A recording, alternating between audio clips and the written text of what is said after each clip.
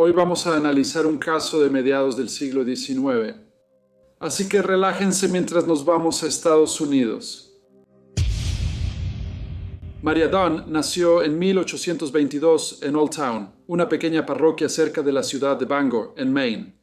Era hija de padres pobres pero respetables. Recibió algo de educación y siempre fue considerada una niña muy agradable. Cuando tenía 15 años, la economía de Estados Unidos empezó a decaer. Hubo una disminución en los precios del algodón, un colapso en el valor de las tierras y una restricción en los préstamos. Esto llevó a muchos inversionistas a entrar en pánico y la gente estaba ansiosa por retirar su dinero de los bancos. El 10 de mayo de 1837, algunos bancos en Nueva York se quedaron sin oro y plata y algunos pagos fueron suspendidos. Esto fue seguido por una recesión en la que casi la mitad de todos los bancos quebraron. Los negocios cerraron y hubo un desempleo masivo. Para entonces, María y sus padres se habían mudado de Old Town a Bangor, una pequeña ciudad en la costa este, que tenía una industria maderera en auge y se había convertido en uno de los puertos madereros más grandes del mundo. A pesar de la recesión en la mayor parte de Estados Unidos, Bangor continuó creciendo como tantos otros lugares. Los padres de María, la vida les resultó difícil durante este periodo de dificultades económicas, especialmente durante el invierno, cuando el frío y la nieve hacían que las condiciones fueran aún más desafiantes. María ahora se estaba convirtiendo en una joven y era consciente de que los jóvenes caballeros a menudo buscaban conocerla. Era muy atractiva y le gustaba la atención que le brindaban. Un joven caballero que parecía estar muy enamorado de ella era un doctor. Él tenía dinero y aunque sus intenciones podían ser honorables, María trataba la relación más como un negocio. Siguieron viéndose durante el invierno y la primavera, y el joven doctor le proporcionaba dinero y vestidos elegantes. Pero la madre de María estaba muy molesta por el comportamiento de su hija y quería que sentara cabeza con un hombre honesto y digno, aunque todavía tenía solo 16 años. Ella hizo lo que su madre deseaba y se casó con el señor James Bickford, un joven muy respetado que trabajaba como zapatero. Vivieron juntos durante casi 3 años. Después de una visita para ver a unos amigos en Boston, María decidió dejar a su esposo. Se había sentido frustrada por su vida modesta en Bangor y estaba fascinada con la gran ciudad, las tiendas, los cafés, los bulevares y los parques, así como con las damas elegantes que desfilaban luciendo los vestidos más a la moda. Cuando llegó a Boston, se hospedó en una casa de huéspedes y pronto llamó la atención de un joven. Poco después viajó con él a Newburyport, pero este nuevo conocido pronto se cansó de ella y la dejó. María se quedó sola de repente. Sin embargo, recordó cómo había logrado obtener dinero del joven doctor antes de casarse. Así que regresó a Boston y empezó a trabajar en uno de los muchos burdeles de la ciudad. La prostitución era ilegal en la mayor parte de los Estados Unidos en ese momento, bajo las leyes de vagancia. Pero la policía y los funcionarios de la ciudad realmente no hacían cumplir esto, quienes a menudo eran sobornados por los dueños de burdeles y las madamas. Había habido intentos de regular los burdeles, pero esto generalmente se descartaba con el argumento de que la regulación iría en contra del bien público. María escribió una nota a su esposo. Decía: «No puedo dejarte saber dónde estoy, porque la gente con la que me hospedo no sabe que tengo esposo. James, me siento muy inestable y aceptaré vivir contigo y llevar la casa, pero debes aceptar que tenga mi libertad». Su esposo vino a Boston. Él quería intentar persuadir a su joven esposa de regresar, pero cuando descubrió que en realidad ella se estaba ganando la vida en una casa de citas, regresó a casa sin ella. Ella continuó trabajando ahí antes de mudarse a New Bedford. Fue aquí donde María conoció al señor Alberto Tyrrell, un caballero de una familia acomodada que residía en Weymouth. Su padre había sido un exitoso fabricante de zapatos, y cuando murió, Alberto quedó como un caballero muy adinerado. Él se enamoró perdidamente de María y parecía que haría cualquier cosa por ella. Pero él ya estaba casado y era padre de 2 hijos. También era un hombre que no desconocía ciertas indiscreciones. Su esposa siempre había ignorado sus infidelidades, pero esta vez la situación era diferente. Su deseo de quedarse con la hermosa señora María Bickford era tan grande que abandonó a su familia y rentó una casa en Boston donde pudieran vivir. También viajaban, se hospedaban en hoteles de lujo y comían en los mejores restaurantes. María había recorrido un largo camino desde su humilde infancia. Sin embargo, ella no dejaría por completo su trabajo en los burdeles de la ciudad. Para disgusto de Alberto, Alberto intentó entrar en el negocio editorial en Nueva York.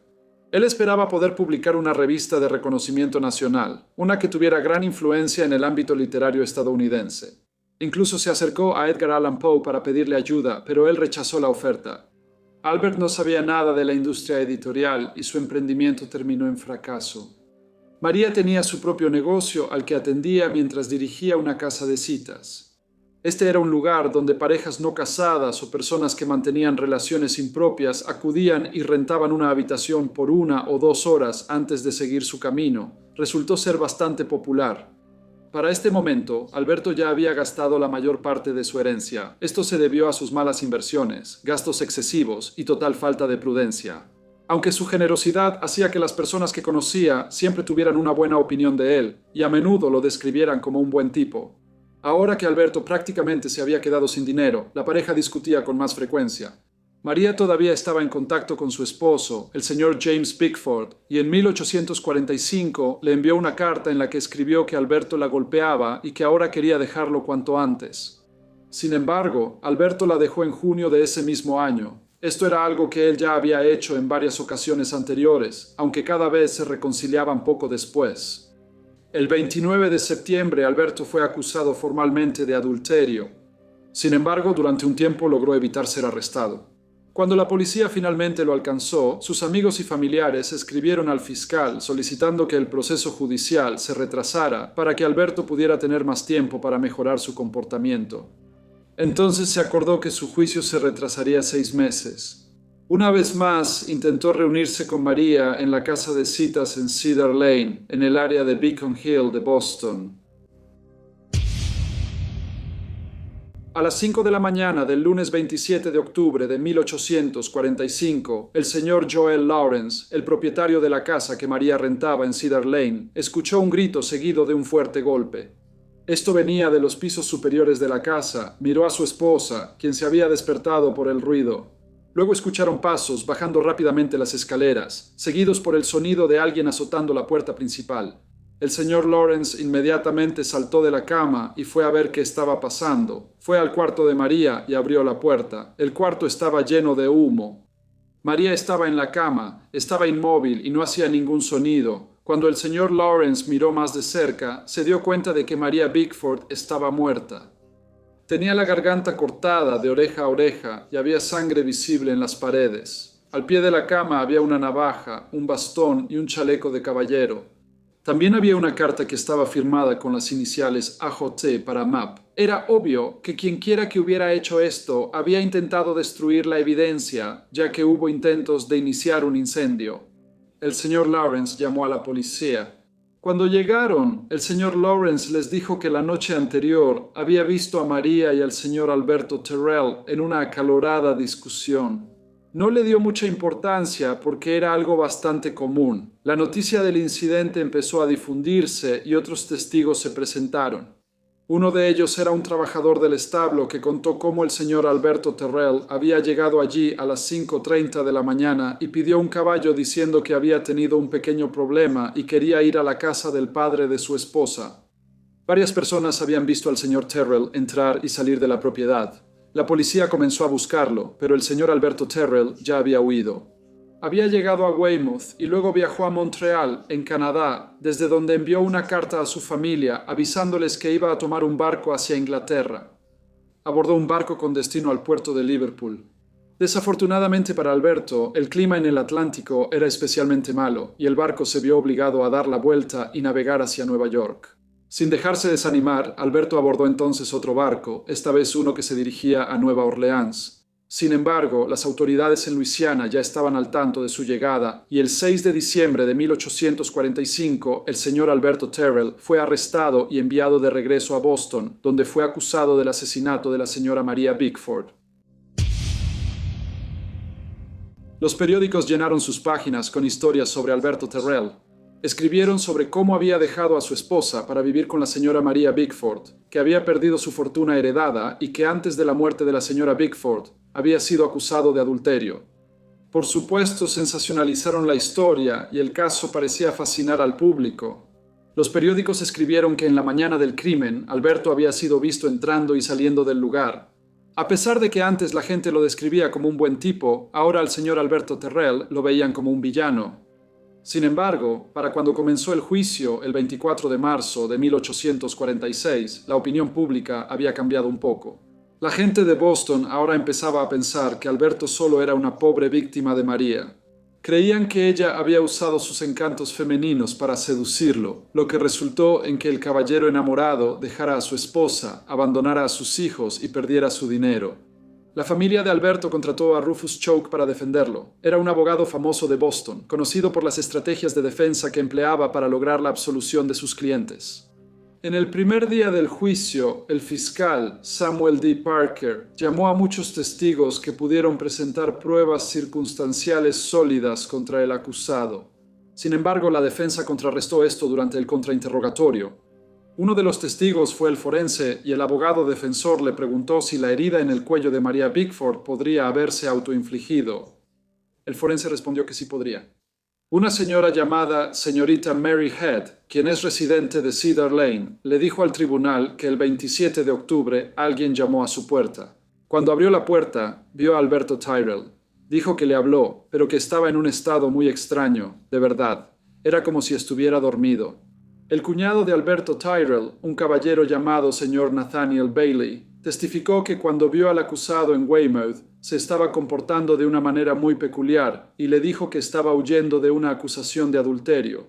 El señor Bailey agregó que cuando le informó sobre la muerte de la señora María Bickford, Alberto pareció estar tanto sorprendido como triste. La fiscalía tenía varios testigos que podían confirmar que el acusado se había quedado con María la noche del 26 de octubre y se había ido alrededor de las 5 de la mañana, pero la defensa cuestionó la reputación y credibilidad de estos testigos. También tenían sus propios testigos que informaron al tribunal que el acusado había sido un caballero ejemplar y respetable antes de que su mente fuera corrompida por los encantos de la seductora, la señora María Bickford. La defensa afirmó que no había pruebas de que el señor Alberto Tyrrell hubiera cometido este crimen tan terrible. Afirmaron que había otras explicaciones sobre lo que había llevado a la muerte de la joven. Ella pudo haberse quitado la vida, pudo haber sido asesinada por otra persona. Rufus Choate tenía una explicación alternativa más sobre cómo María Bickford había encontrado su trágica muerte. Informó al tribunal que su cliente, el señor Alberto Tyrrell, era un sonámbulo habitual y que era posible que efectivamente hubiera asesinado a la señora Bickford, pero solo bajo la influencia de una pesadilla o un trance. En ese momento no existían explicaciones médicas para el sonambulismo y los expertos médicos discrepaban sobre su causa. Luego se llamó a muchos testigos a declarar, todos los cuales confirmaron que Alberto había sufrido de sonambulismo toda su vida. Un familiar contó cómo, apenas un mes antes de la terrible tragedia, Alberto había entrado a su habitación sosteniendo un cuchillo, completamente inconsciente de lo que hacía porque seguía dormido. Rufus Choate sabía que el argumento que sugería que la muerte de María había sido causada por su propia mano no era sólido, especialmente porque había muerto de una manera tan salvaje. La defensa de sonambulismo iba a ser la que necesitaba presentar más ante el jurado. Sin embargo, las teorías que había presentado y su cruda descripción de ella como una adúltera y una mujer de tan baja moral habían sembrado cierta duda en la mente del jurado.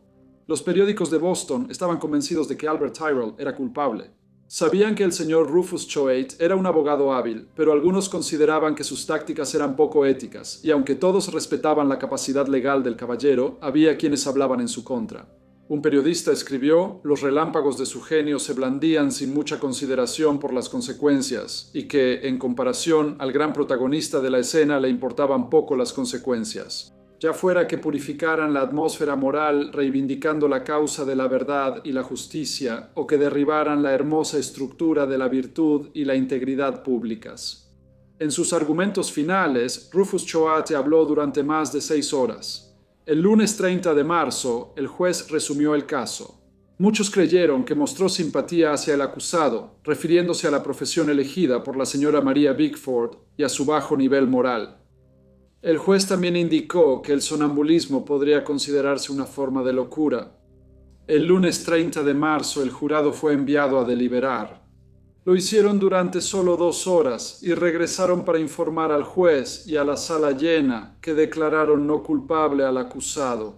Muchos de los espectadores se pusieron de pie y aplaudieron la decisión. También gritaron su aprobación en toda la sala del tribunal. El propio Alberto se emocionó bastante, algo que no había hecho durante todo el juicio.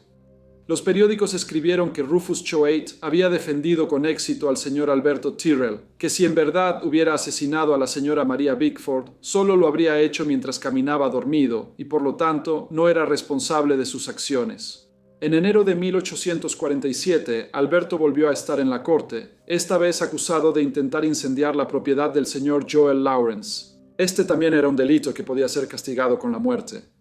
De nuevo contrató los servicios de Rufus Choate y, una vez más, el renombrado abogado logró obtener un veredicto de no culpable.